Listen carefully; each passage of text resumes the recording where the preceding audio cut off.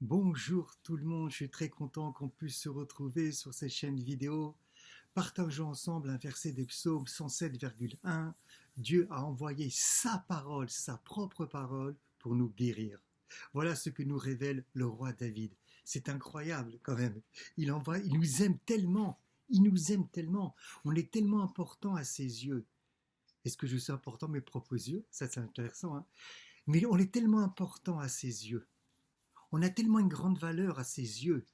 Et ses yeux, ce sont des yeux divins, donc c'est éternel de tout temps, au-delà d'espace, du temps, au-delà des contingentes, au-delà de mes hauts, de mes bas, qu'il envoie sa propre parole pour me guérir.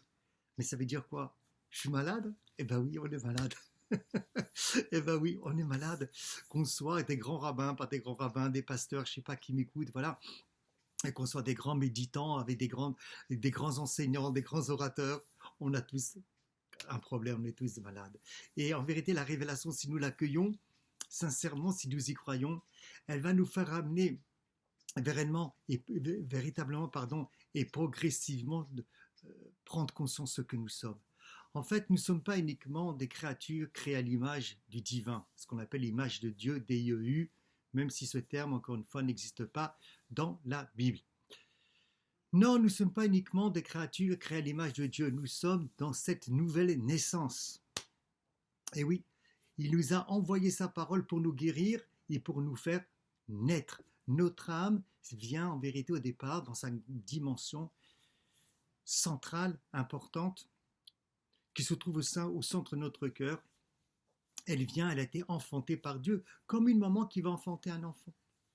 Voilà ce que nous sommes et voilà ce que, en vérité, le pourquoi au départ, il envoie sa parole pour nous guérir de cette cécité, de cet aveuglement dans lequel nous sommes enfermés, où on veut nous définir autrement, ou bien même moi-même je me définis autrement. Et nous avons besoin donc de cette guérison-là, pour vivre réellement ce que nous sommes, pas uniquement créature créée à son image, encore une fois, mais véritablement, nous sommes son enfant. Nous sommes son enfant. Nous sommes véritablement devenus, entre guillemets, je peux dire, et je ne sais pas, c'est même si je peux dire entre guillemets, de race divine.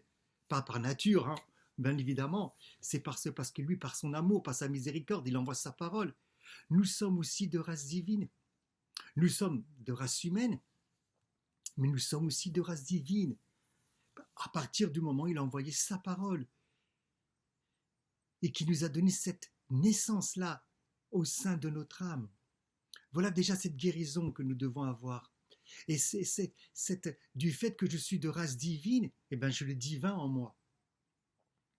Alors, bien sûr, il y a des gens qui vont se référer, comme je parlais avec une amie, avec Spinoza. Mais déjà avant Spinoza, et je respecte Spinoza, attention, hein, c'est que tout simplement, il faut lire le livre de l'Exode. Le livre de l'Exode, le chapitre 25. Asuli migdash veshachanti betocham. Faites-moi un sanctuaire pour que je puisse résider à l'intérieur de vous, en vous. Mais vous voyez, c'est pas fromage ou dessert, c'est Dieu, il a créé le ciel et la terre. Le divin crée le ciel et la terre. Le ciel pourrait nous renvoyer la transcendance divine à un Dieu extérieur, à un Dieu transcendant extérieur. Très bien, oui alors. Et en même temps, il y a la terre, il y a ce divin qui est à l'intérieur de moi. Et pas seulement qu'il y a ce divin à l'intérieur de moi en tant que créature divine, pas seulement ce divin est à l'intérieur de moi en tant que créateur divin créé à son image, encore plus que cela.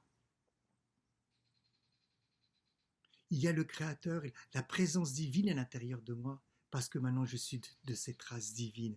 Je suis cette lumière divine. Et progressivement, lorsque nous accueillons cette parole, lorsque nous accueillons cette révélation divine à l'intérieur de nous, de notre psychologie, de notre réalité humaine, alors il y a une transformation qui s'opère et nous prenons toujours plus conscience de ce que nous sommes, aussi donc de race divine, que nous sommes aussi lumière divine. Voilà déjà ce que je peux dire en 5-10 minutes, voilà à peine, de ce petit verset où il est dit que donc le divin envoie sa propre parole pour nous guérir. Prenons conscience que nous sommes tous plus ou moins malades, quel que soit notre niveau, et prenons conscience comment est-ce qu'il nous aime, comment c'est lui, comment, pour le divin, nous sommes importants à ses yeux, au point il envoie sa propre parole pour nous guérir.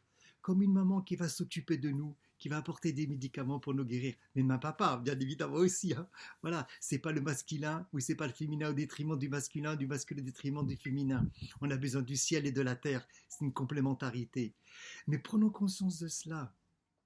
C'est très important pour sortir de cette cécité dans laquelle peut-être je me trouve, de me regarder de manière négativement ou de me laisser regarder par le regard des autres ou de me laisser regarder par les définitions que je peux mettre sur moi en fonction de mon parcours et de ma propre réflexion.